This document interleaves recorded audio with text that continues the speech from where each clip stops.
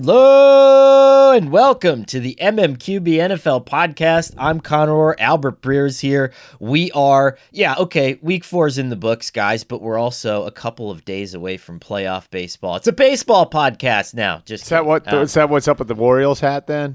Oh yeah, we got the Royals in the first round, and then my hope really is to relive my mid-90s childhood and get like a feverish playoff series against the New York Yankees. That's what I want. I want the Yankees. The Orioles, the 90s Orioles were like an underrated steroid haven. Oh, yeah. You know, like I feel like we always think about, like, I at least always associate like the A's and obviously McGuire and Sosa and Bonds with that.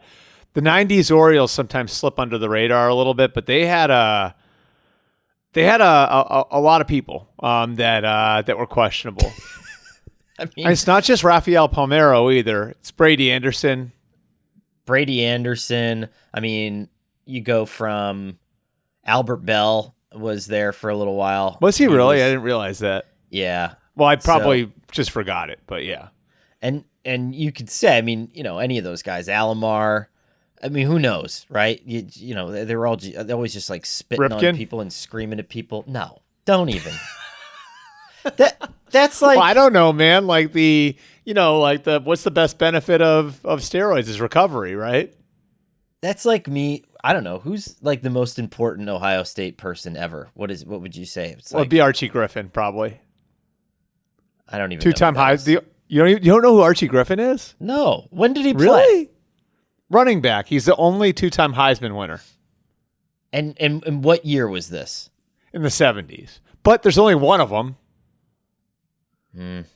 Two Heismans. I don't know. Doesn't ring a bell. I feel like you're making that up. Anyway. I'm sorry for you. I'm just saying it's blasphemous. Like, Cal Ripken is one of the most important people in my sports history. I actually have in my childhood bedroom. Do you want me to blow your mind then? Sure. Okay, so I don't think Cal Ripken did steroids. I don't. But, like, being on that team, having that streak when one of the main benefits of steroids is recovery, and then the random bust-out power season in, like, in his mid-30s. Just learning to hit. You know, it's just he was constantly devoted to the game, Albert, and he was just, you know, we're always tweaking our processes here, and Cal Ripken is no different. That's all. That's all it is. You can't So your mind isn't blown by that? You can't tell 10-year-old Connor, who has a poster of Cal Ripken in his childhood bedroom, and underneath it has the word perseverance and then the dictionary definition of the word perseverance. You can't tell that kid that Santa isn't real? Wait. Okay, I mean, how bad are we really talking about here for like random power surge? He was 30, okay, and he had 34 home runs and 114 RBIs, he was the MVP that year, 1991, but he had seasons of 26, 27, and 28 home runs and 102, 110, and 98 RBIs. An uptick in power in 96. And then, okay, he had 26 home runs at age 35. Yep. I don't know. Who else was on that team, Connor? No one. Anyway, I'm gonna stop accusing people of things. Seriously, before I get myself in trouble here. Good Lord. You're going to hear from the Cal Ripken estate, I think. I'm hopefully I'll make it to a playoff game here. I do not think he did steroids. I'm just saying, like, but that's the tricky thing about that era, right? Like, this is how, like, the Bonds and McGuires and Sosas ruined it for everyone, because you can't look at anybody without suspicion. It's where the Hall of Fame thing is so dumb too, where, like, the media has now been put in charge of, like, being the judge, jury, and executioner of, like, who did and didn't do steroids, because the players' union basically prevented anybody from being tested. Right. I mean, What's more believable to you, Cal Ripken or Peyton Manning? Ooh, well, I mean, Peyton Manning did take that trip to Germany, right? Just kidding. Just kidding. We all know.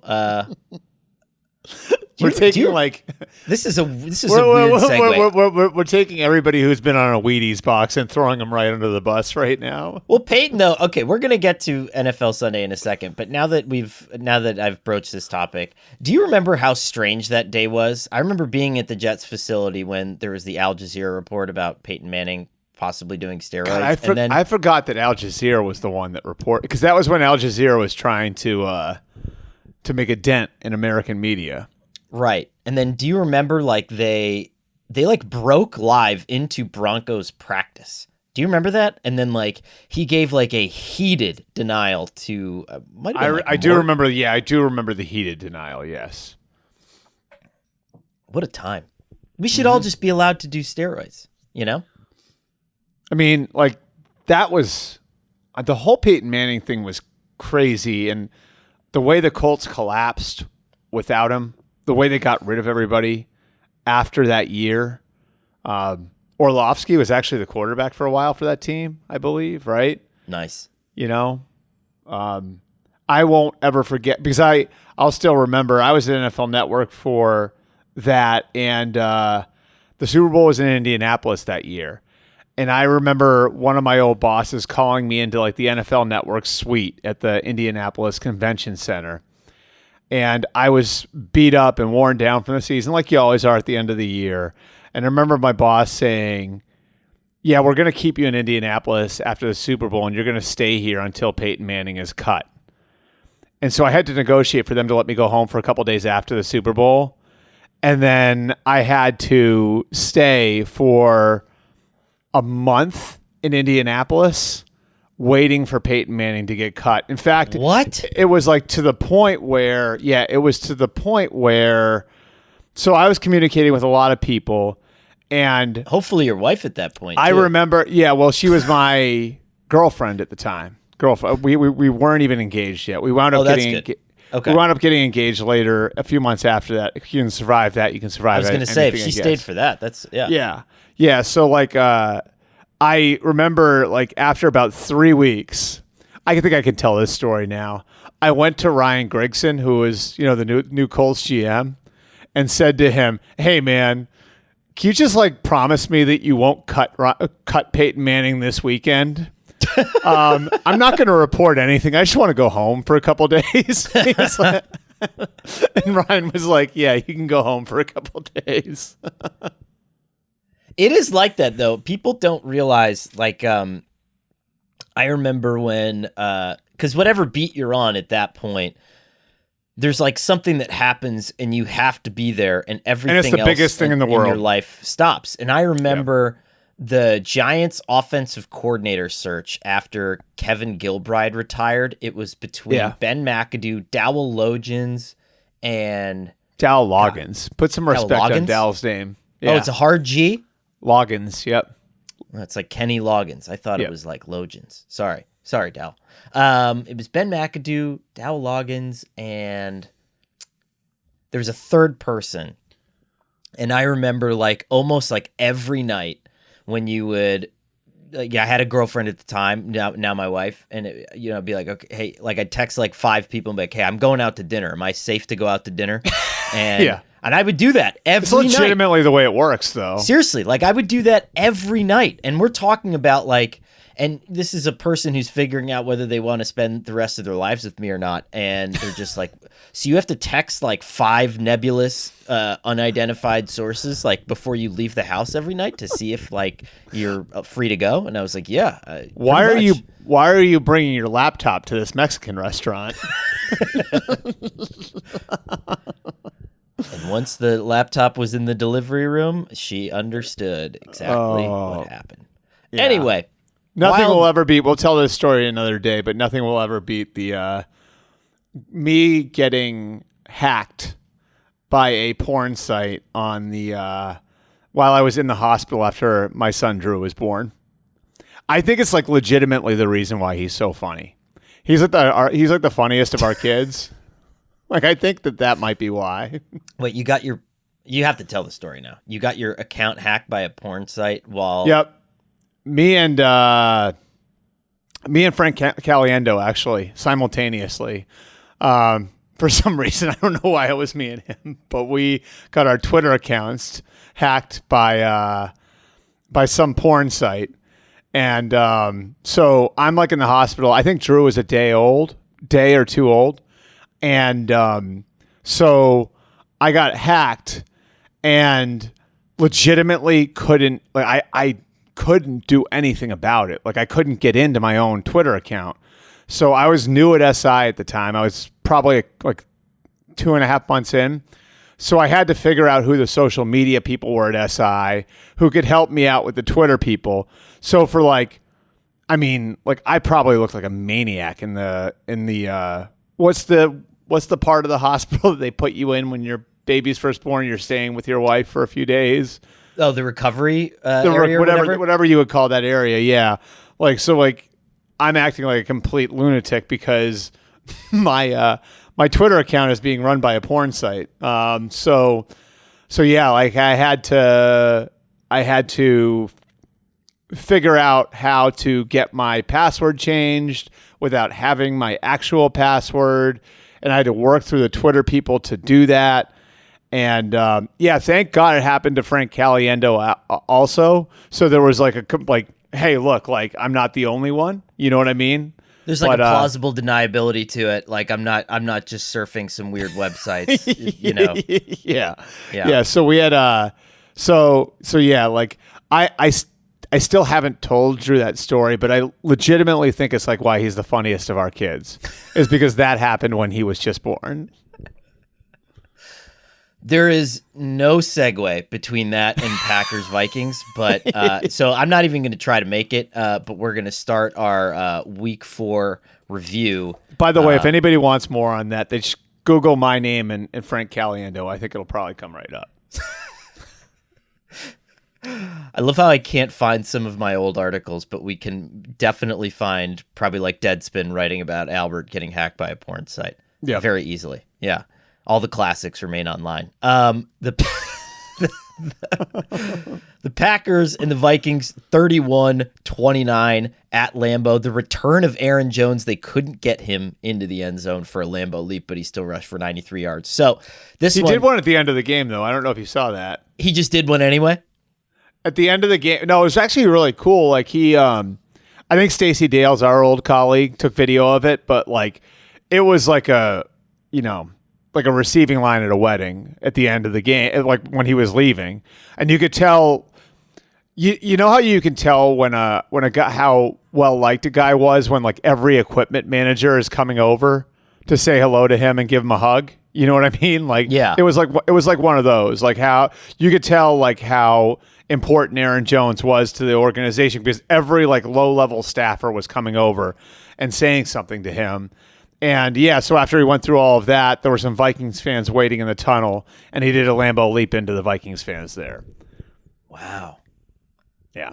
What a moment. That probably feels strange, you know? Good homecoming. Good homecoming for him.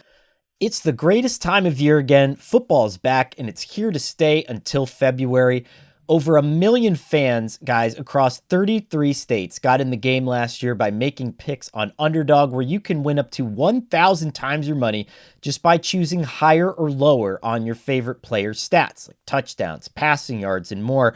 I have friends who like Underdog, who love using the app simply because it's easy to use. You don't have to learn all of the complicated terminology. You don't have to bet like an old sharp. All it is picking higher or lower. It's easy to use. The app is very simple, slick, well-designed.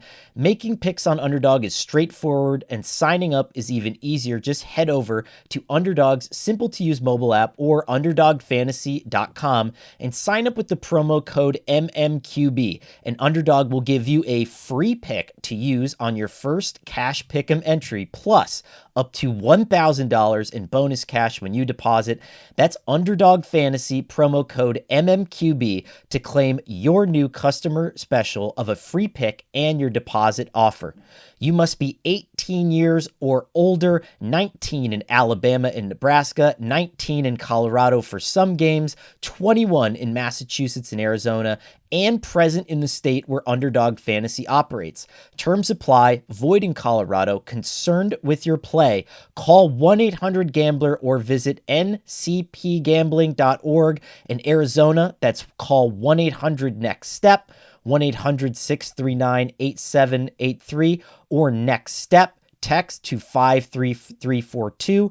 And in New York, call the 24/7 Hope line at 1-877-HOPE-NY or text HOPE-NY. That's 467-369. Sam Darnold, I feel like, again, is the story. I mean, Albert, he is a legitimate MVP candidate at this point in the season. I wrote yesterday after that game that the Vikings should seriously consider pitching him some sort of a midseason extension.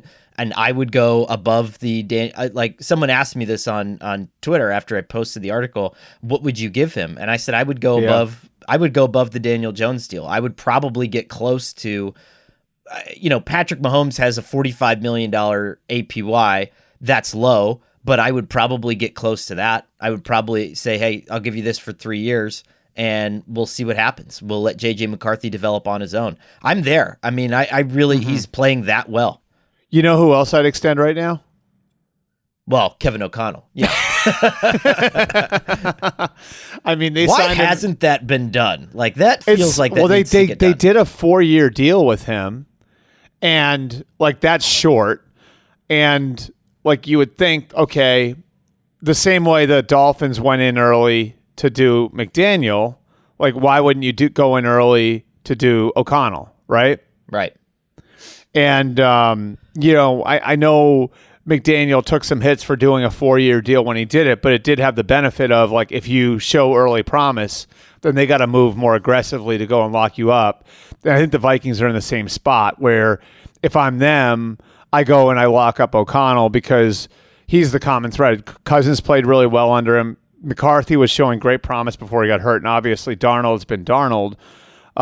Which it's crazy that we're saying Sam Darnold's been Sam Darnold and it meaning what it means right now, but he's playing like the guy a lot of people thought he was going to be as the 3rd overall pick. And there's a bigger quarterbacking argument to be made here too. Is it okay to come out of this game and feel like pretty good about both teams though?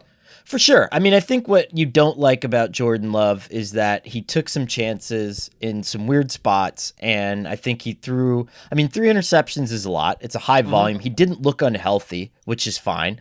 The Packers are 2-2, which is weird because you feel like that they're playing so much more above and beyond that record at this point. Right. You know what I mean? Well, because they're 2-0 with Malik Willis and 0-2 with Love. Right.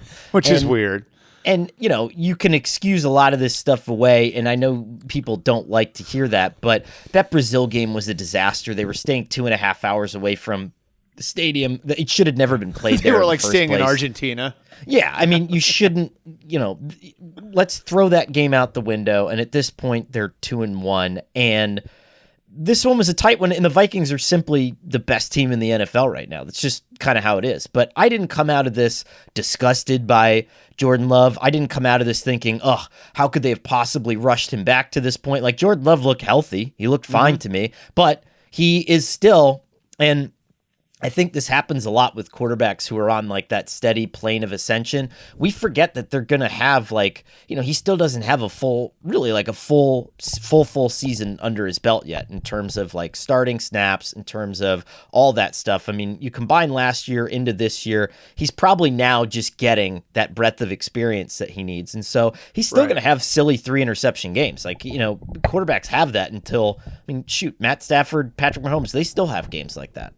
Yeah, and I think to me, it's just like we expect it, like the trajectory of the quarterback to just be like this. And I know people listening can't see my hand, but it's slowly moving up, right? We expect it to be like a constant upward trajectory, and it just doesn't work that way, especially when a guy has a season disrupted the way Jordan Love had his season disrupted. So I think Jordan Love's going to be fine. What I do like is that, down, what was it, 28-0 right? Yeah. The fight the Packers showed. I still think like it's a really, really good team, and that division is now is that the best division in football? So let me qualify it. No, it's hard to call an NFC. It's hard to call an NFC division the best in football, but it might be. I mean, you could argue they've got one of the best teams without qualification in the Lions. You have the Packers, who were in the playoffs last year, and the Vikings, who are playing as well as anybody in the league. And then the Bears are 2-2.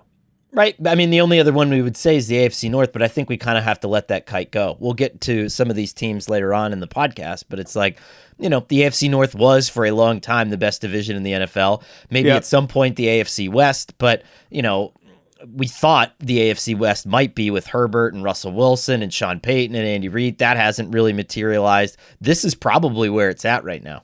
Yeah. Right? Yeah. Yeah. I mean, I think that you'd figure we're going to get a lot more games just like this one. It's just like a dogfight, and like these two teams to me, when they play again in Minneapolis, like I think it's a pretty even game, and you see the depth too. Like, Christian Watson goes down, Jaden Reed goes for 139 yards. It looks like Musgrave's shown a ton of potential. Kraft. Tucker Kraft plays great at tight end. Wicks plays well. Like they've just the Packers are really well balanced across the board. Like there's not a lot of places on their roster you can pick at and say, yeah, they've got a real issue there, which I think is why they're able to come back in a situation like this one. So, I know we've talked a lot about the Packers and not the team that actually won the game, but I think they're both. I think they're both going to be there in the end. I do too. By the way, that touchdown, the 6-yard touchdown from Jordan Love to Wicks was pure. It was like Aaron Rodgers on hyperdrive. Like he was the whole time. He's just looking to the left side of the defense, and it's almost like he's seeing through the ear hole of his helmet this other route coming wide open. And it was a nice concept. I mean, it gave him open space, but the rest of the defense was completely fooled by the fact that he just snaps his head back at the last minute and makes that throw. He's excellent. But Sam Darnold is also excellent, Albert. And my theory was on the plane to London, they should just misplace his passport and not let him off the plane until he signs like a 3-year extension. Oh, right. We got Vikings Jets this week, right? Yeah. We'll get to. Oh man, this could be an embarrassing weekend for Woody Johnson.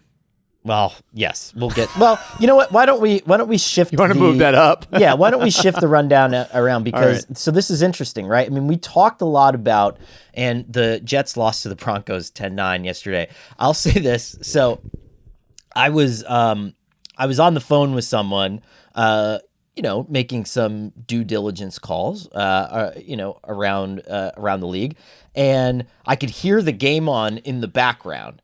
As I'm talking. The Jets game, you're saying, right? The Jets game. And so I'm making vague passing references to it, and I'm sort of like doing a little like play-by-play, and then I just say all of a sudden, I'm like, oh my God, they lost this game. And it was so funny to hear the live reaction of the other person I was talking to, because it was like, wait, they lost that game? How could they possibly lost that game? I mean, they had it. They lost it. They had it. They lost it. They had it again. They lost it again. This was the one game. Like you look at the Jets schedule, and we were talking about what a bear this was at the beginning of the season, Albert. 3 games in 10 days. Never been done in NFL history.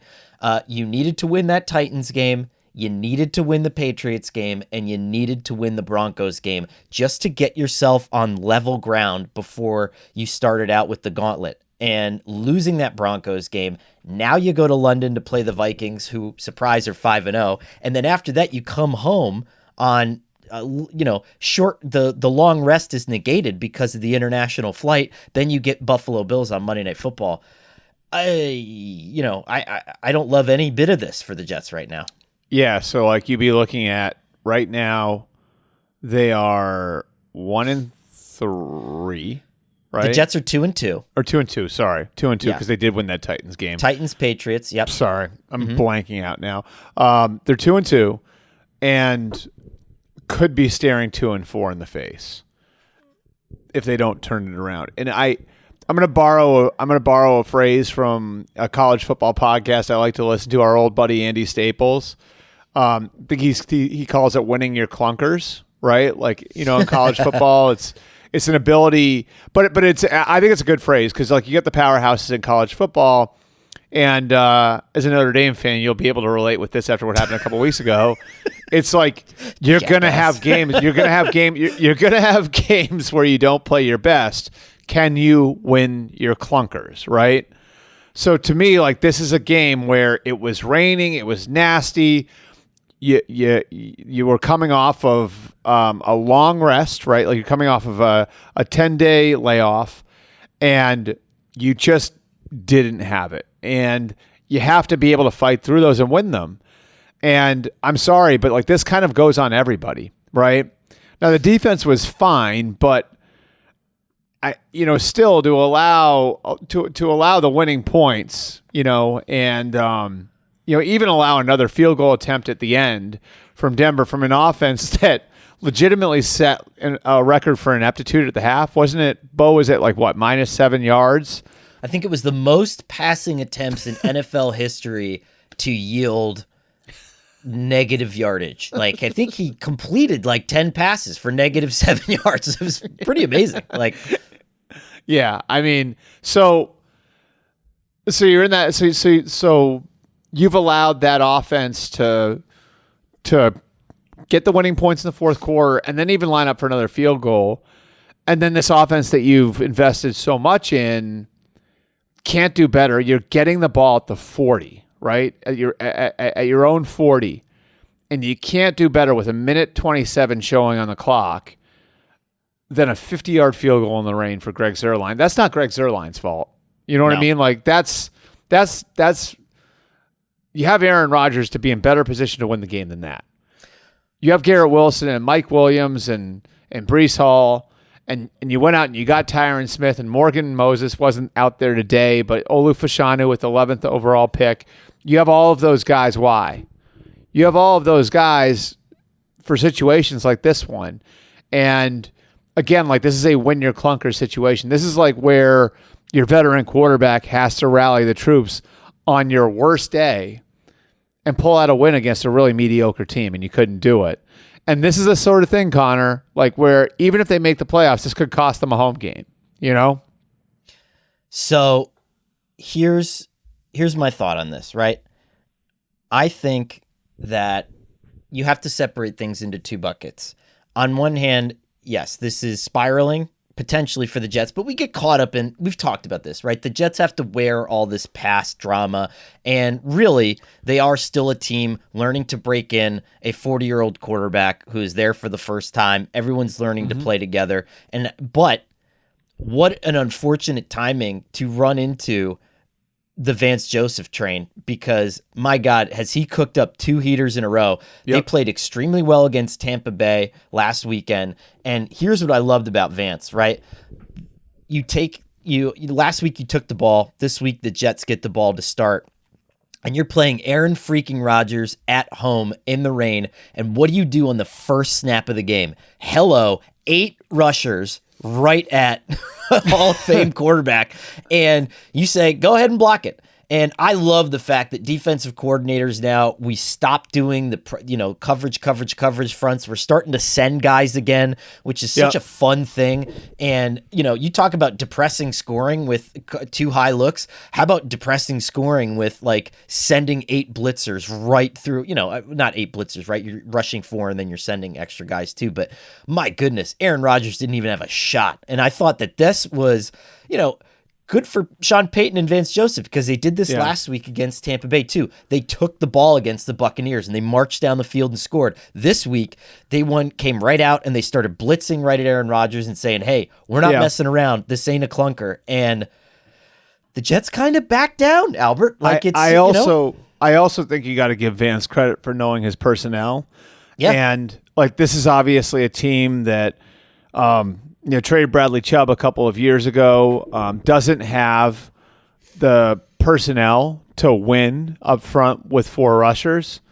What they do have, though, is maybe would it be a crazy statement if I said Pat Surtain might be the best player in the league within the context of there's no one who is better at his job than Patrick? Well, that's hard with Mahomes to say that, but like just not like the most impactful or most valuable, but is there anybody who's better at their position than Pat Surtain is at his? Brandon Aubrey. Just kidding. I mean, it's Surtain. To me, Surtain enables all of this. You know what I mean? Are you putting it in Revis territory? I mean, Revis did it over years, so it takes a while. Like the effect, I'm saying. Yeah. Okay. Like what you're talking about is how much did Revis enable Rex Ryan to be able to run different pressures? Yeah. No, I'm with you. Right. I mean, it's it's the answer to the math problem on defense, right? Like it's Pat Surtain changes the math on defense the same way that Revis changed the math on defense. So I think Surtain's like a legitimate defensive player of the year candidate. And I think we'd be remiss if we talk about their approach and what VJ's done there without looking at Surtain as one of the most valuable players in football and the most valuable player on that team. Back to the spiral for 1 second before we move on. Yeah, and again, because no one wants to talk Broncos right now. No, I mean, I think we gave, I don't know how many podcasts are giving Vance Joseph a bouquet this morning, but I think he deserves it. And we've given it to him, yep. Yeah. And he deserves it 100%. Now, again, I'm not one of those people that's trying to get caught up in the Jets drama. I do ultimately think this team is going to be fine, Albert, but at some point you're going to have to pull out a victory now that looks increasingly unlikely, right? Like it's going to be a surprise if they beat the Vikings in Minnesota or in London. I'm sorry. It's going to be a surprise if they beat the Bills at home. It's going to take a performance that we haven't seen this team capable of giving off this year. And so, right now, are the Jets kind of still immune from this drama? Somewhat, but at 2-4, could this be an absolute disaster? Okay, so let me ask you this. If I had told you a month ago that the Vikings would go in to London on October 6th as a 2.5-point favorite, over the Jets, what would you have told me? I don't know. I mean, you probably have told me the Jets are in trouble. Well, yes, I would have told you that the Jets are in trouble. I mean, I can't say anything. I picked the Vikings to win 7 games this year, and they're already there. They're almost there. Right. So I mean, it obviously is a tribute to the Vikings that they're in that position, but it's also like the Jets were supposed to be one of the 5 best teams in the league. So right. This is a critical point for them, and I don't know, like I think you even look to like the press conference stuff, and I think that stuff's manageable, but I also think it's notable that like Aaron Rodgers reacted the way he did to what his coach had said a few minutes earlier. Yeah. Like, I think that's just something you have to file away because, like it almost looked like Aaron took some offense to it. And I think that's something, again, like I think Robert Saleh has done a really good job of managing a lot of things over the last year and a half there. A lot of things. Where he and his quarterback are going into what I think is going to be a really taxing week on everybody and a pressure-filled week on everybody is worth watching. Whew. Now I got to get up at 9:30 on Sunday, Albert, which is just not, Sunday's my sleeping day. That's all I'm saying. Tough. I have to coach youth football on Sunday, so I'll text you updates. Yeah, I'll be catching the second half. Hey guys, fall is upon us. That means that kids are back in school, everyone's got sports, and you might not have time to cook dinner. Well, with Factor's no prep, no mess meals, you can not only feed your family, but meet your own personal wellness goals just in time for the busy holiday rush, all the stuff that we have to do at the end of the year with chef-crafted meals with options like Calorie Smart, Protein Plus, and Keto.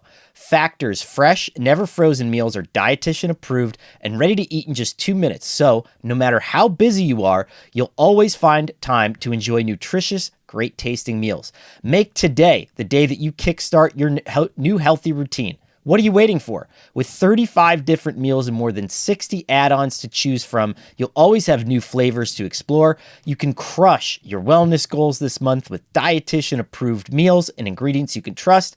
You can make your day delicious from breakfast to dessert. Stay fueled with easy and nutritious options. Treat yourself to restaurant-quality meals that feature premium ingredients. We're talking filet mignon, shrimp, and blackened salmon, and keep kitchen time and cleanup to a minimum. These Factor meals are ready in 2 minutes. No shopping, prepping, cooking, or cleaning up. This is effortless support for your lifestyle, guys. 6 different menu preferences help you manage calories, max your protein intake, avoid meat, or simply eat well balanced. Head to factormeals.com/MMQB50 and use the code MMQB50 to get 50% off your first box plus 20% off your next month. That's code MMQB50 at factormeals.com/MMQB50 to get 50% off your first box plus 20% off your next month while your subscription is active. Saints, Falcons, and this one, talk about like being, one or two, like a good kicker, a bad kicker away from kind of chaos. I mean, the Falcons were almost 1-3. But the Falcons pull this one off 26-24.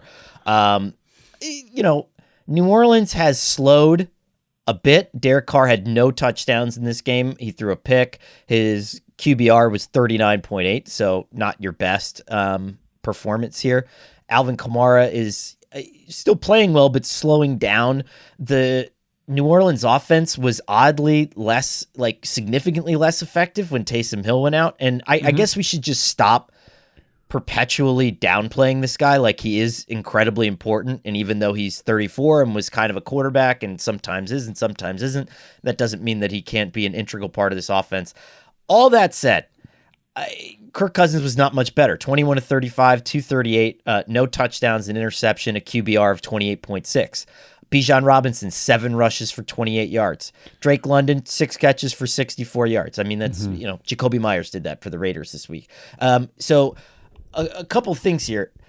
The Falcons are not, once they let go of Art Smith, this plane did not just take off, and so I'm curious, like, they're basically performing very similarly to the team that had Marcus Mariota and Desmond Ridder a year ago. And at what point do we look at this and say, okay, they're winning some games, they're scrappy, like this is cool.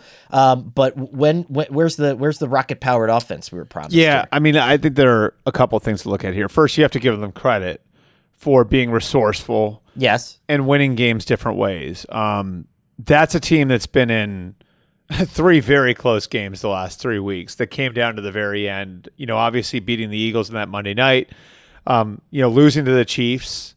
We don't need to relitigate the phantom pass interference, but like coming real close to beating the Chiefs at home on Arthur Blank night. And and then coming back and winning this game. And I think you have to look at like kind of, how they won the game and give them credit for that.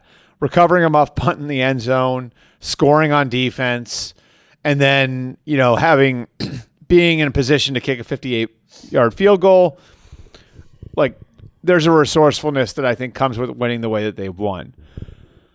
I think sometimes, like, when we look at the Falcons offense, we're staring at the shiny object and missing the foundation. Right? The shiny objects are Bijan Robinson, Drake London, Kyle Pitts, even if Pitts isn't quite what we thought he would be when he was coming out. Is the offensive line as good as people think? I think the offensive line has 2 really good players, but as we've seen in Cleveland... Now you're saying it's Lidstrom and Matthews? Yeah, and 2 really good players, as we've seen in Cleveland, is certainly not enough to button up the rest of the team. Right. And so, like, that's what I'm concerned with is... like is the foundation, they've got so much money invested in that group. and Lindstrom and Matthews, who's older now, and Caleb McGarry, and it's just is the line producing at the level it needs to produce at? And I think that's really going to be the key to whether or not the offense does take off. But I do think you got to give Raheem credit for having a resourceful team that's been able to win in different ways over the last couple of weeks. This win was a very different win than the win against the Eagles was. That said, my main takeaway from this one, and we're going to get to them in a minute, is the Buccaneers are the best team in the NFC South. I can't wait to tell you what I wrote about yesterday about the Buccaneers. By the way, Albert, we'll get to this too, but I really enjoyed the Brady Mayfield fight. That was fun. So good. It was so good. I'm going to move that one up too in the order because we got to talk about that one. But my last kind of parting point on this, and I think you're kind of changing my mind, and I've made this point to some degree, but I think it deserves a little bit of hammering home here. Is if the Falcons are just scrappy as a team, that's on the GM at this point, right? Like this is not a coach's problem. Like if the Falcons are, just like they were under Art Smith, and I think Art Smith is showing in Pittsburgh that he's a pretty darn good coach and that he knows how to design an offense, right? If the Falcons are simply just scrappy, then that's an issue for the GM to solve. Like you got to get an infrastructure in there. And one thing that's sort of interesting about their setup too is that the assistant general manager is a guy named Kyle Smith. It's actually the old Chargers GM, AJ Smith's son. Kyle Smith was very well thought of in Washington years ago, right? You'll see where I'm going with this. At one point, Kyle Shanahan was trying to bring Kyle Smith, because of what he thought of him, they were together in Washington, to San Francisco. Who else was in Washington in those years? Raheem Morris. Mm-hmm. So, if there was ever going to be a change there's a guy in the building that has that lines up with Raheem Morris. So that's something worth watching. But I will say this, I think what that resourcefulness does, and the program that Raheem's building, what it does is it's buying the offense time to get its act together. And I do think that drive we saw at the end against Philly, that sort of shows where the potential is. There is potential. The offense's potential is still there. It's just, again, I think you go back to where the offensive line is. If they gotta perform to the level at which they were paid and drafted to play at. That's really what it comes down to for me. All right, now on to the greatest quote maybe that I've ever heard. The strangest flex of all time. I don't know. So 33-16, the Buccaneers blew out the Eagles. I mean, this looked like a moderately close game. It was not. The Eagles scored right before the half. They were down 24-0, and then they came out in the second half, scored again, and then got a blocked extra point, which was kind of neat. Fun. Blocked extra point returned for a touchdown, and you get the 2 points there. Mm-hmm. Without Saquon Barkley, this game would have been completely off the rails, and Jalen Hurts actually missed him he was wide open deep, and Hurts kind of threw it away. To his credit, he can't really see. You're missing some of your most important offensive linemen, and you're missing A.J. Brown and Devonta Smith. So you're beat up. You're down in Tampa, where the real temperature on the field was 105, and the Eagles had been getting IVs since Saturday, which is pretty wild. That's crazy. So the team, I didn't even know that. The team hotel, they had IVs? Or? Yeah, they were getting IV solutions for a preemptive dehydration treatment, even the day before. I've never even heard of that. Right? Yeah. I think it's common. I want to say it's common in endurance running and track and field. I've heard of that before. But so Baker Mayfield, who now says that his comments were taken out of context, by the way, which is the ultimate. Sometimes get out of jail free card. Sometimes comments are taken out of context, right? Well, I'd say these days it happens a lot on social media. For sure. I mean, you have kind of the aggregation, all that kind of stuff, and, they take the little snippet of the comment, and, there is all that stuff. But, okay, so he was on the... Thanks, Dov. He was on the Casa de Club podcast with Corey Kluber. Yeah. And Tyler Casagrande. I only like the Orioles, so I don't know who I don't know how to pronounce that. But anyway, Baker Mayfield said the building was a little different with Tom in there. Obviously, playing wise, Tom is different. He had everybody dialed in, high strung environment. So I think everyone was pretty stressed out. They wanted me to come in, be myself, bring the joy back to football for guys who weren't having as much fun. Now, Baker said that was taken out of context and whatever. So Tom Brady gets teed up by Kevin Burkhardt to respond to this, which is great. I mean, that's what you do. It's good television. That's why you pay Tom Brady $375 million to sit in that booth. And Tom Brady says, I thought stressful was not having Super Bowl rings. So there was a mindset of a champion that I took to work every day. This wasn't daycare. If I wanted to have fun, I would have went to Disneyland with my kids. I mean, you could still go to Disney, I mean, right? Some people clipped that comment and left the daycare part out, which I thought was the best part. I mean, daycare was funny. Daycare, by the way, is... You watch how stressed out these teachers are. Daycare's not fun for anybody, Yeah. I mean, daycare's hard work. Daycare's work, man. These, the people who work at daycares, they should have how they have the police flags with the blue line and then the firefighter flags with the red line. They should have daycare workers with a gold line.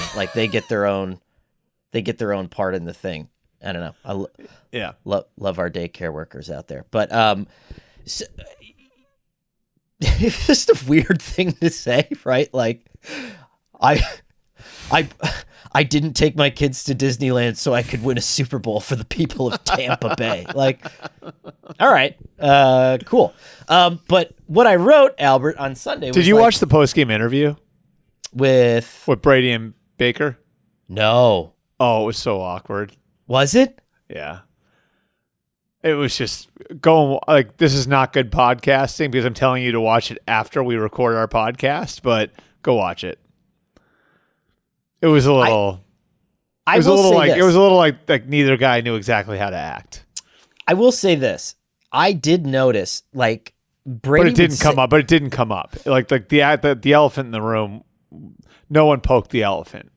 It was just unsaid, which I think added, which I think you break that awkwardness if you address it, but since it wasn't addressed, the elephant just sat there.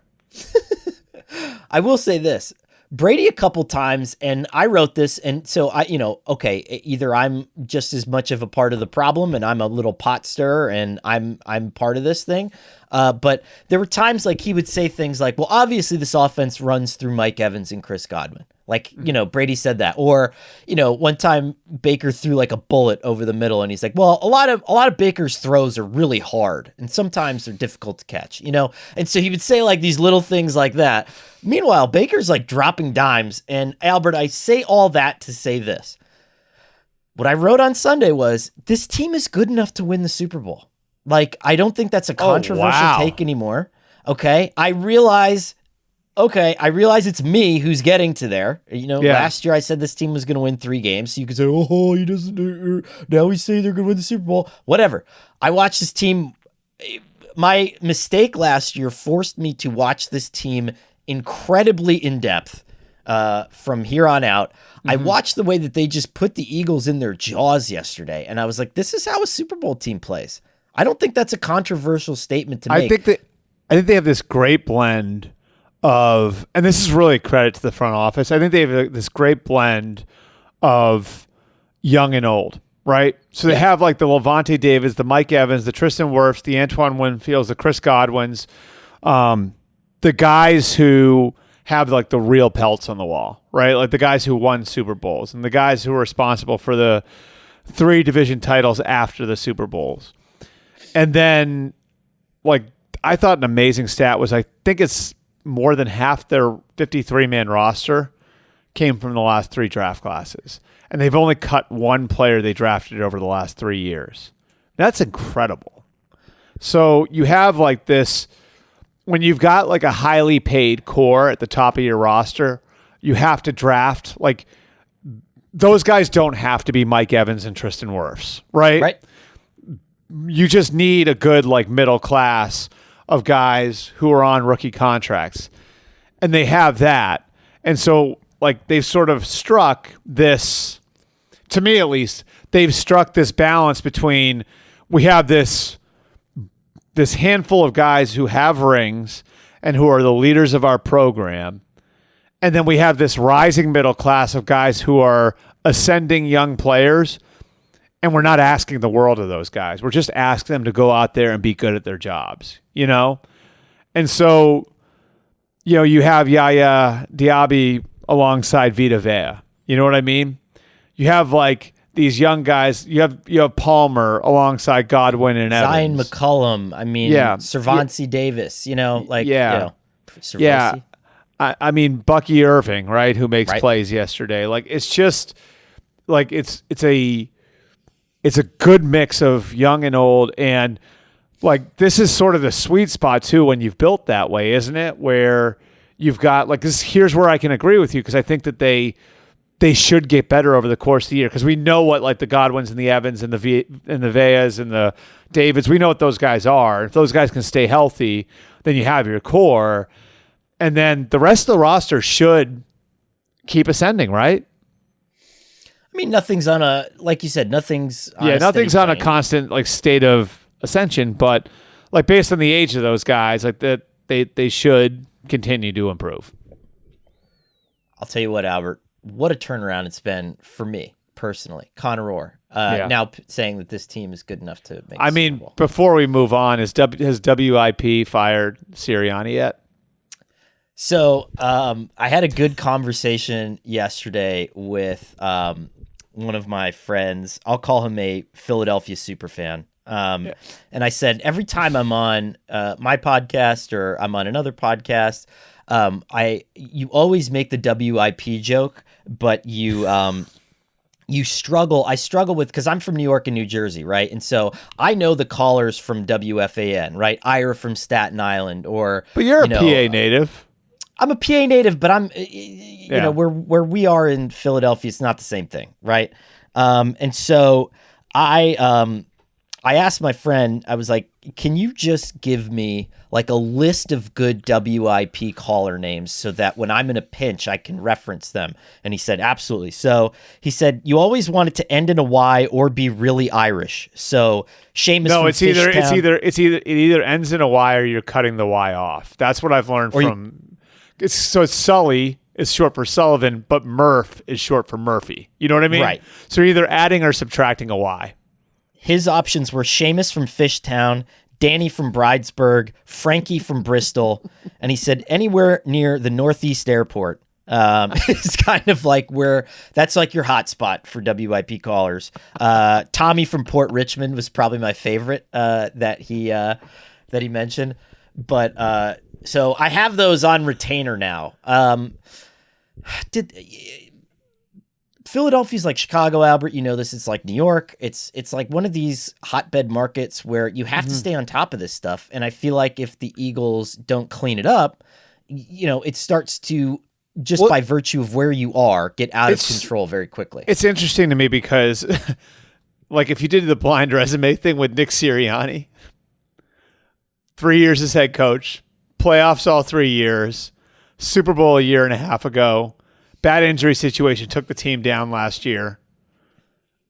Like on what planet is he on the hot seat? In planet Philadelphia. 4 games into the next year. But it's sort of similar to Dallas. It's like the bar, like it's like the NFC East is like the SEC of the NFL. You know what I mean? Like where those NFC East teams, Brian Daboll is feeling the heat now. He won 13 games 2 years ago for a franchise that hasn't been able to get out of its own way. And everyone knew he had to rebuild the roster, yet people are talking about his job security 4 years into his third year. Yeah, and I mean, this is Dallas, McCarthy's won 12 games 3 years in a row. It's interesting. It's just a different environment in the NFC East. Here's what I'll say about the Eagles, though, and this is like what gives me confidence that they can turn around. Here's their schedule through Thanksgiving: Cleveland next week at home. You know, we'll get to the Browns. If they lose that one. Well, okay, yeah, if they lose that, that's an unmitigated disaster. I don't think they will lose that game. I could be wrong, right?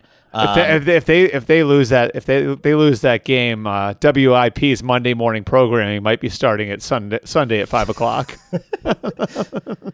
Then you have at New York, right? Which that's a win. They can win that game. You have at Cincinnati. The Bengals don't look like world beaters. That's probably a really good measuring stick game for the Eagles in terms of where they're at, right?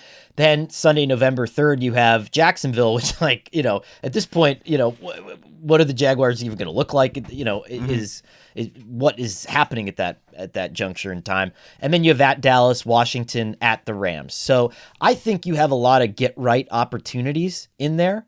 It's just a matter of, like we said, we'll find out a lot over this team, but I think that a lot of these situations were just, it's a tough stretch. You know what I mean? This was a tough stretch.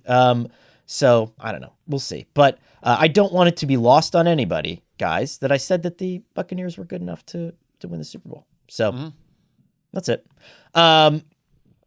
Let's see. Because, we had such a good time talking about some of these games. Some of these are going to get kicked down to the lightning round. That's just how it goes. It's a weekly thing for us. Yeah, and then we'll get to the lightning round and we'll still talk about everything. We could do like quasi lightning round here. Just try to kind of keep it moving for the next few, see how many we can get in. Yeah, I mean, whatever. I got nothing to do, Albert. We're just covering the NFL. We're talking about the NFL. Life's good. Chiefs, Chargers. So this was an interesting one. I mean, obviously, looming over everything is the injury to Rashee Rice.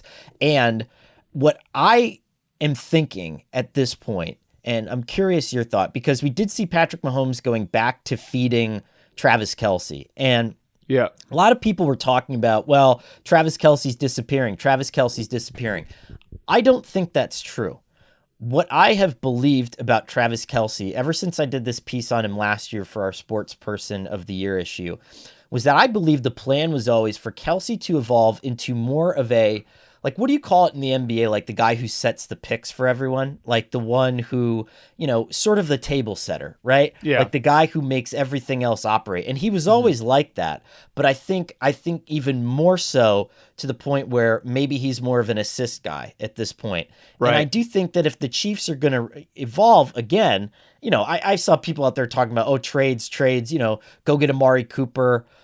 And maybe, Amari Cooper's doesn't look like he loves playing in Cleveland at this point, or he's struggling, or something's happening there. Okay, you can maybe go get Amari Cooper, but I don't think that the Chiefs are going to do that because they've never really done that. And I think that in order for this to continue to work, you need Travis Kelce to be the pick man, set the table, and you still have weapons. Xavier Worthy, my God, that catch yesterday was just absolutely ridiculous. Noah Gray, Justin Watson, Sky Moore, there's still talent on this team. There's talent. It's just, So I think there are two things here. Number one, I think the coaches and obviously Andy Reid and Matt Nagy and the offensive staff, they're all very capable of doing this, but you have to reset a little bit what your vision for the team was, because coming into the year, their vision was this kind of high-low concept where it's for the offense, which was we're going to have Xavier Worthy and Hollywood Brown on the outside, and they're going to be threatening other teams deep or bringing that element back to Kansas City, and then there's going to be these wide open spaces underneath where Kelce and Rice are going to be able to chew up yards. So with Hollywood Brown hurt, with Rashee Rice hurt, you've got to reimagine that a little bit. So that's the first thing. The second thing is I think Kelce paces himself through the year. I think that's what this is, what it has been. I think that's what it was last year. The guy's, 35 years old. How many tight ends make it that far? It's a fair, these guys get so beat up. I think I've had this opinion for a while that might be the most physically taxing position in the sport. Sure. And that's why they get hurt so much. That's like why Gronk couldn't stay healthy over the years. And Gronk eventually got to the point where, he got so beat up that, and I think he'd probably admit this now, like there was a process of, okay, I'm on a team I know is going to be in the playoffs. I know the goal is to compete for a championship.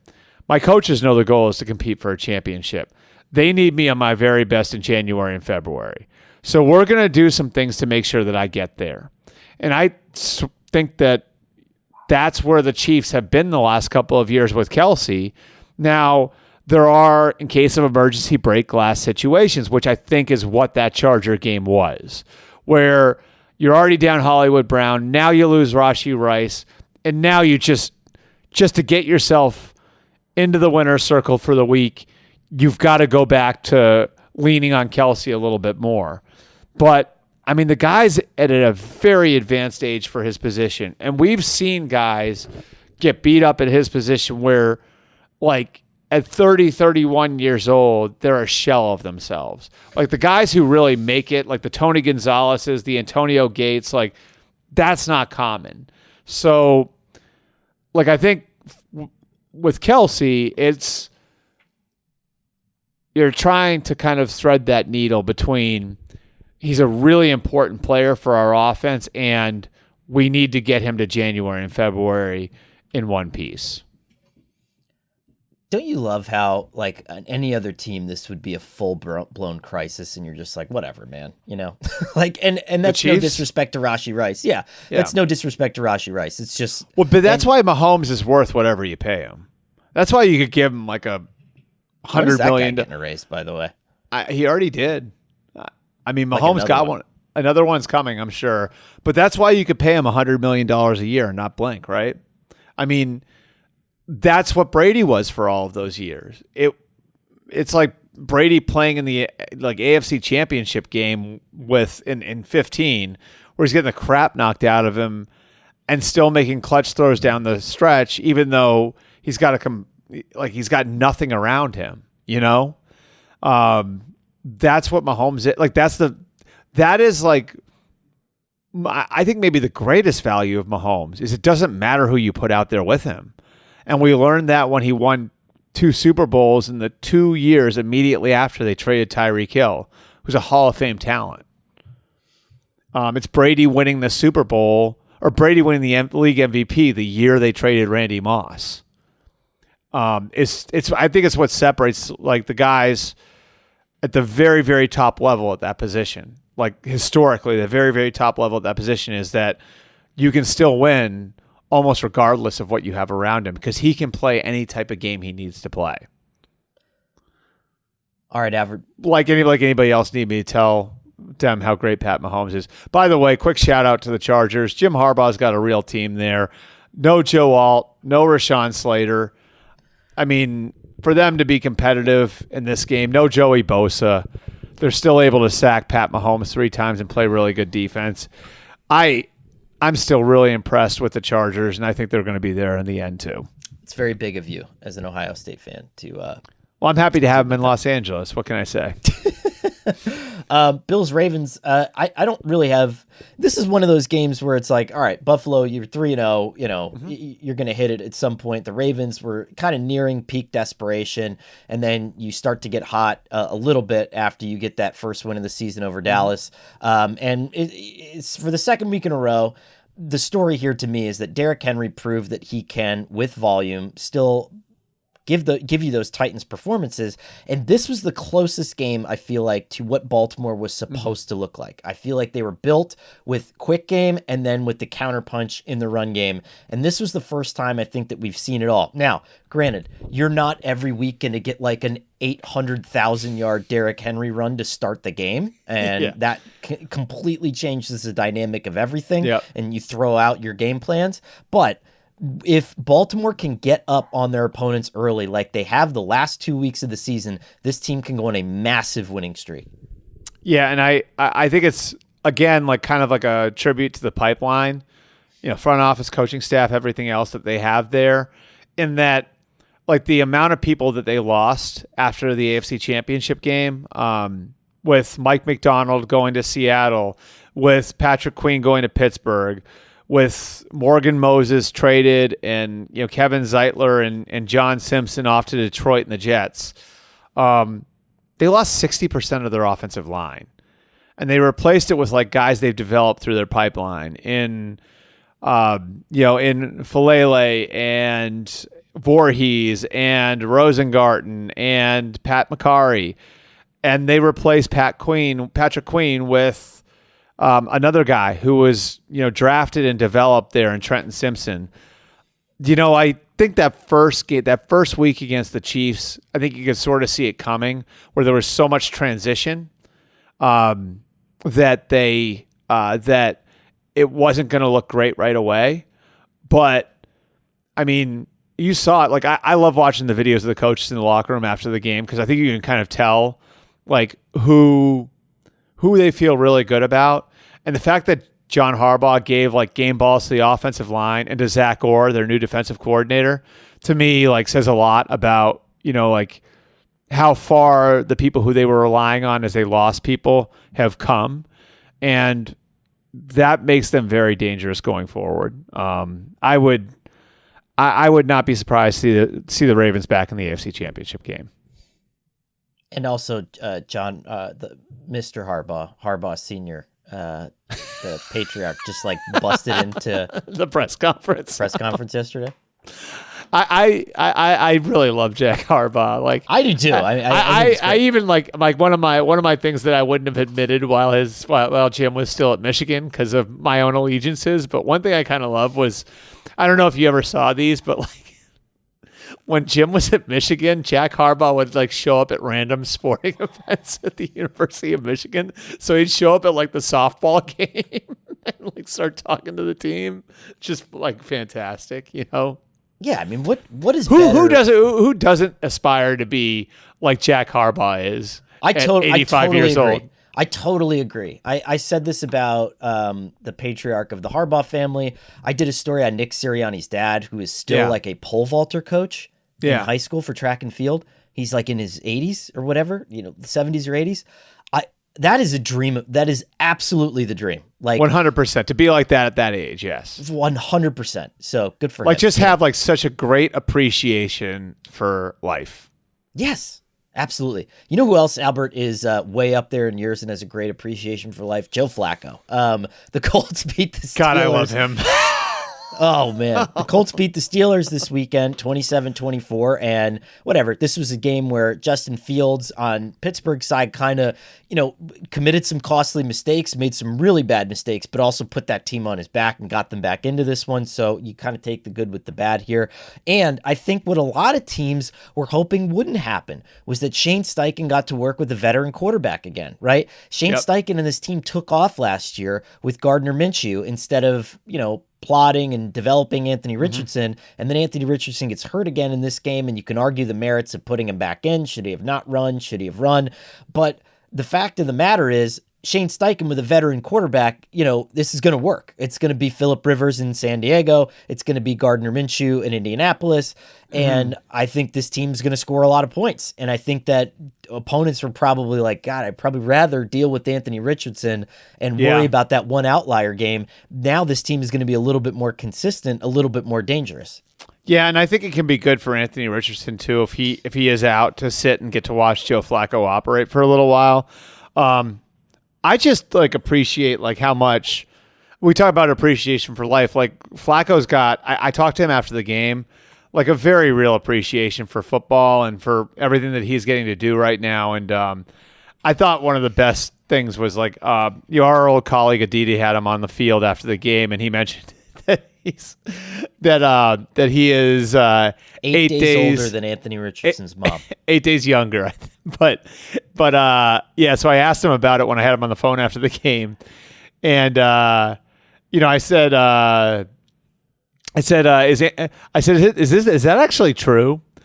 And he goes, January 8th, 1985. He told me. He said, "What's your birthday?" I said January. He said, "January what?" I said January 16th. He said, "Oh my God, my mom was born on January 8th." So, my underlying theory on all this, Albert, is though, what have we seen this season? We've seen great spot quarterback performances from Andy Dalton and Joe Flacco. Yep. What does this mean? I think it means kind of a version, and I'm not buying full in on what Tom Brady's saying, but kind of a version of like, yes, the quarterback play has declined. And I think the position may have been simplified to the point where if you get these veteran play callers bundled with some of these guys that know a lot more tricks and have seen a lot more coverage, like all of a sudden, like Andy Dalton, who was the definition of replacement level. That's unfair. Andy Dalton had some really good years in Cincinnati, but Andy Dalton was always kind of that guy that's like, oh, is he or isn't he? Yep. But now he is, and I'm not saying he's a top 10 player. He can't do things athletically that some of these other guys can do, but now it's this idea of, if you coach him and you have him in a position with a good play caller and some decent playmakers, he can do a lot of things too that some of these younger guys and some of these other quarterbacks can't do. And I think the same could be said for Joe Flacco. Yeah, and it's like being able to manipulate things a certain way.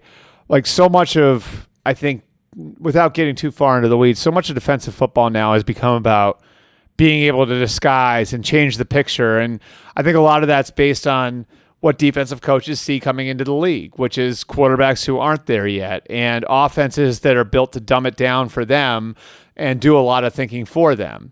And so when you have a quarterback on the other side who can manipulate all of that, right, and can mess with you the same way you're messing with them, it becomes a real weapon, which I think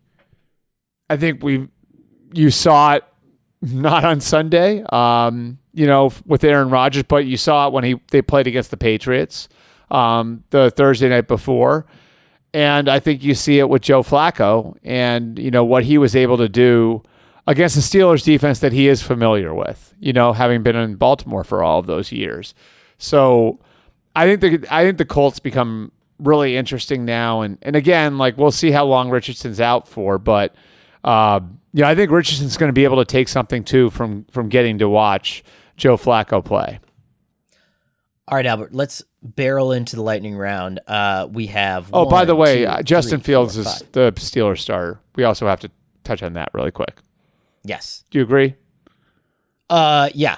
Yes. I think that's only reinforced how they came back yesterday. Yeah, I mean, there was when he drifted and he had the sack fumble. Yeah. There was that. There were bad plays, but there are, a lot of quarterbacks are gonna have those. My guess is he wouldn't do that again. There was a throw that Pickens should have come up with near the end of the game that might have won the game for them. So I think he's their best option right now. Not saying he's the answer for the next 10 years, but their best option for sure right now. I agree. All right. I'm firing up the stopwatch. Let's go. This is going to be fun. Let's see how bad we screw this up this week. I always forget to end the stopwatch, and then I'm making my daughter's lunch at 11:30 at night, and my stopwatch shows 19 hours and anyway. Yeah. All right, here we go. Jaguars 20, Texans 24. After the game, Doug Peterson was asked about his status, and he said, "That's a strange question," and that he's not worried about it. He was also asked about change in play caller, and he basically said, "I thought that Press Taylor played a good game. We can't go on the field and make those plays." Not sure if that's a veiled shot at the quarterback, if it's a veiled shot at somebody else that's not doing what they're supposed to do, but this is kind of Doug's MO, and I will say this. I respect it. He protected his guys in Philly. He protected his coaching staff until the very end, and that's what he's doing in Jacksonville. It's admirable, but as we discussed, Albert, you cannot be 0-5, 0-6, 0-7 when you're going to the owners, home away from home, and you're playing these showcase games in London. Right. So I think that makes this week against the Colts critical.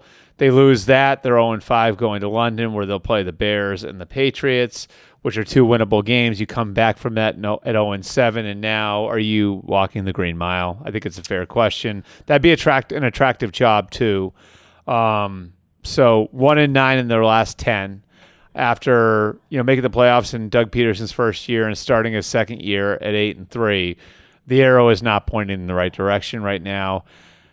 I don't know how you dig yourself out of this. I think if Doug is in trouble, Trent Baalke is too, because I think what's really showing up is they've paid a lot of pretty good players really good money. Yep. And so the core of their team, they're sort of like the middling NBA team from a roster standpoint that way. I totally agree with you. 20-16 Raiders over the Browns. No Devontae Adams. No Max Crosby. I mean, no problem. Troy Polamalu's no business nephew, decisions. Troy Polamalu's nephew, undrafted free agent out of USC, Isaiah Polamau. I hope I'm pronouncing that correctly. Third on the team in tackles, 4 solo tackles, a tackle for a loss. You had Max Crosby's replacement, Charles Snowden, with a sack and a tackle for a loss, and had the game-winning. He busted open the game-winning play for the Raiders. The Browns had a 4th and 3 at the Las Vegas 9, a chance to go in and drive. They couldn't kick a game-winning, game-tying field goal, Albert, because they missed an extra point earlier on. But, what a victory for Antonio Pierce. And whatever. I mean, Cleveland is what they are at this point. They're a banged-up offensive line. I actually didn't think that. I thought this was probably Deshaun Watson's best game of the year. Yep. And I think if you're going to blame anyone, you blame the offensive line. And I hate to do that because, there is this idea, and I do believe it, right? That you should be able to overcome that if you're Deshaun at this point, or the Browns should have, the Browns paid for a guy to overcome stuff like that, right? But they're not getting it. There was some disagreements with him and his offensive lineman. There was some verbal tete-a-tetes, but that seemed to be cleared up. But anyway, I think Deshaun played well. Yeah, he did. His biggest play was called back from via phantom holding call. And that to me is the one. That was not only was that a big play, that was a Deshaun is back sort of play. You know what I mean? The way he escaped and ad-libbed and took the hit and delivered the ball, and Amari Cooper was 87 yards. I can't remember what the number was. I think it was 82. 82. It was a long-ass touchdown that would have given them the lead. And would have gotten them to 23 points, which they never got there, to take the lead. And I just, the Deshaun part of this, he played well, yes, but this is a guy who, remember, in 2019, that playoff game in Kansas City when they led what it was, a 24-0 at one point. Deshaun and Mahomes were seen in the same level at that point. Right? At that point in time, Mahomes has still yet to win his first Super Bowl, and we sort of looked at those two as the future of the league. And if you're going to pay a guy the way the Browns pay a guy, you got to be – look, that last series, the fumbled snap, which, again, offensive line issue, that puts them behind the sticks. They're not able to make up for it. They take the sack on 4th down. It's just – there's got to be – if you're paying a guy that amount – he's got to occasionally dig you out when you're in a bad situation, and you'd like for him to build on the performance he had this week, but he's still not where he needs to be as a player, given what they've invested in him. And I mean, look, the Raiders answered the bell. That, I think, was a calculated risk last week by Antonio Pierce. I joked about the business decisions thing, but saying that about your locker room, it's a calculated decision, And then for the team to rally and come back the way it did, I think is a nice feather in the cap for Pierce, because calculated risk is one way to put it. The way that I would put it is you walk up to someone who is did you ever see that movie This Is 40? Yes. Okay. Do you know there's the character, the beautiful woman character, right? And then there's Jason Segel plays the trainer, and he goes up to her and he tells her that she's a 6 out of 10 and that she could be better looking. And whatever, there implies that there's some degree of attraction then that comes from that comment. That was what Antonio Pierce did. That is an all-time, I'm going to insult 90% of my roster and then hope that and see what happens. Come back and want to play better for me at a time when but they did. And they did. You know what? Hell yeah. I'm all for I love Antonio Pierce as a coach. I love watching these games. Yeah. He is not like Dan Campbell, where it's you know what he's going to do, and it's this is the Dan Campbell thing. Antonio Pierce is every week is just it's very basic, the kind of warfare that is not red coats and their bayonets. It's this is just wild. We're just gonna jump out and tackle you from the middle of nowhere kind of warfare. I love it. I think it's awesome. And whatever. What if this team wins 7 or 8 games this year at this point? I don't know. Yeah. Without the quarterback position taken care of too. We've already blown it, so let me just note this too. Brock Bowers did not have a huge offensive game, but this guy was an animal. He laid out Myles Garrett in this game, flipped him over, and then on a touchdown run on a reverse, blocked one Browns defender into another Browns defender and knocked two people out on a jet sweep touchdown run. Awesome game by Brock Bowers on a blocking front. And if you're the Raiders, that's all you care about. You know he can be a good offensive player, but can he contribute in other ways? All right. Woo! Let's smoke through these here. Bears and Rams. Bears won 24-18. The Bears are now 2-0 at home. I feel like the pressure's off at this point of Matt Eberflus. Caleb Williams had a really good game, threw a nice touchdown pass to DJ Moore. It was kind of one of those toe tappers in the back of the end zone. And they got a really good performance from their defense and their running game, and DeAndre Swift led the team in rushing and receiving. All this stuff, check, check, check, check. That's how the team is built. That's how you want them to build. Keenan Allen made some tough catches to help get Caleb Williams some confidence early. This is the blueprint. This is exactly how it's supposed to look, and then you close the game with the big pick on Stafford. It's not going to work out this way every like week, I said, like you said, Brisker with the pick, and this is like why, to me, like this is like why there's merit in waiting to draft your quarterback, because this is year 3 for Matt Eberflus and Ryan Poles, and that's a fully formed team now. And so what it's allowed for is it's allowed for Caleb Williams to grow over the first month of his season without the pressure of having to carry the team.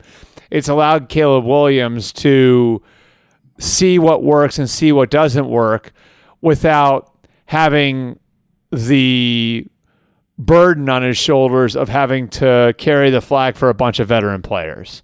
And I think you see Caleb Williams now coming out of that a better player.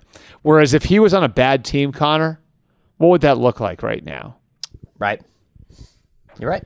But because he stepped into a situation where they're in year 3 of building that thing up, and because there's a good defense there, and because there's a balanced roster there, they can afford to ride out his development a little bit through the first month of the season without thinking they're screwing everybody else on the roster in the process or putting too much pressure on him to win individual games.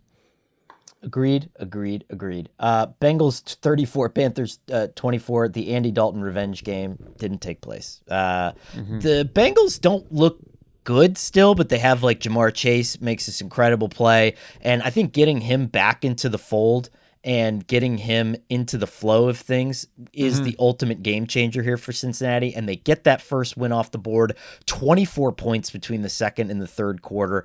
Okay, here's a little bit of a, water off the back game. All of a sudden, I think you're back into the flow of things. I don't expect them to be a stranger in the AFC North at this point. No, and I think, to me, there was, this is really the last couple of weeks haven't been about the defense or the offense. I think the offense could be fine. I think we can see that as Higgins gets more comfortable. Chase has looked like Chase the last 2 weeks. Burrow's looked like Burrow. As Amarius Mims settles in at right tackle, I think they're going to be fine offensively. What's really going to separate this from being what's really going to determine whether this is like a 10-win team that's right on the edge of the playoffs or a team that is better than that, that's got a chance to make a Super Bowl run, is the defense. And there was a play towards the end of the game, and I'm trying to remember when it was, but it was a short yardage play where Chris Jenkins blew the play up, made a stop. It might have been on the goal line, but to me, it kind of encapsulates where they have to go. It helped to seal the game for them, and it really is what has to happen for them, which their issue has been they're not as good up front as they've been on defense, and their corner situation is a little bit of a mess. So that means they need guys like Cam Taylor-Britt, like DJ Turner, like Dax Hill to come along in the secondary, and then guys like Chris Jenkins to replace this sort of production they lost with DJ Reader on the interior of the defensive line. If the pass rush and the corners can come along, I still think this can be a Super Bowl team. But they do need a lot of young guys to to really take big steps all at once. So it'll be interesting to see whether or not that happens. 49ers 30, Patriots 13, Albert. I don't know. I mean, I don't know if there's much to say about this. Like 49ers are supposed to beat the Patriots. My only thought here is that I think Jacoby Brissett looks like a guy who would like a break, but is probably not getting one anytime soon. Yeah. And so I think the introduction of Drake May to the starting lineup might not be a voluntary thing. Right. And I'm not wishing anything on anybody, but I mean, man, like how many times over the last few weeks have we seen Jacoby Brissett pull himself off the turf wincing? I mean, this is hazard pay at this point. It's just ridiculous. And anyway, Jordan Mason, 24 carries, 123 yards and a touchdown. Cool. Thanks to Kyle Shanahan for just, not revealing any of that when I took him with my number 1 overall pick. And the Niners, Christian McCaffrey, the Niners and Bengals, I think, are both in that bucket of they'll be fine. They'll be there in the end. Really, what we're talking about is this just a playoff team or is this a Super Bowl team?